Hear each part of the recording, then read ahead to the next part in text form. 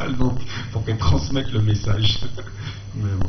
Alors, moi, il y a un truc sur lequel j'aimerais revenir. Bon, donc, comme on disait tout à l'heure, avec Banlieue Active, donc tu as été non seulement faire le tour de France des quartiers, inciter les jeunes à voter, mais avant ça, tu as été voir tous les candidats à l'élection présidentielle pour leur demander donc la même série de questions. Et moi, un truc sur lequel j'aimerais revenir, c'est que on parlait des clichés. Là, pour le coup, dans ce genre loin des clichés, on se dirait, bon, bah, évidemment, ceux qui vont tout de suite répondre à ce genre de proposition, ça va être des gens comme le Parti communiste.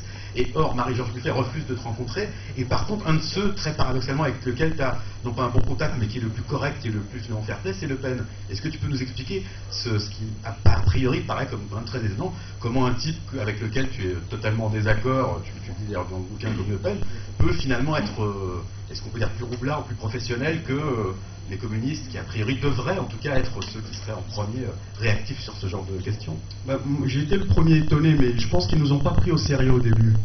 Ils se sont dit, parce que je les ai appelés, ils m'ont dit ouais, bah, vous savez, on a plein de gens qui nous appellent pour demander un rendez-vous avec Marie-George. Je dis, moi je suis pas une groupie, je m'en fous moi de qui c'est, un tel ou un tel.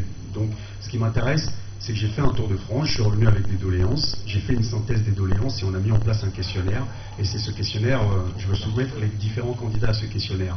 Donc on a sollicité les uns et les autres, il y en a qui nous ont répondu positivement, donc voilà qui on va rencontrer et on aimerait là. Donc ils nous ont fait tourner en rond jusqu'à la dernière minute et au bout d'un moment, bon bah j'ai dit bah tant pis quoi. Et dans le même temps, Le Pen, c'est drôle parce que c'est lui-même qui m'a appelé directement. Et d'ailleurs, à l'époque, j'avais une stagiaire qui était là, qui a pris le téléphone et bonjour, c'est monsieur Jean-Marie Le Pen. Elle était en panique, la pauvre, donc c'était assez drôle. Et c'est un des endroits où on a été le mieux accueillis d'ailleurs.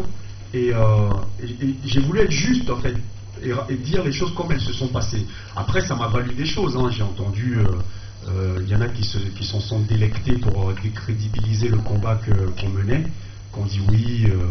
Rost va soutenir Jean-Marie Le Pen. Ça a été, alors que toute ma vie je l'ai passé dans les catacombes à chasser les skins et les gens du Front National. Donc c'était assez drôle.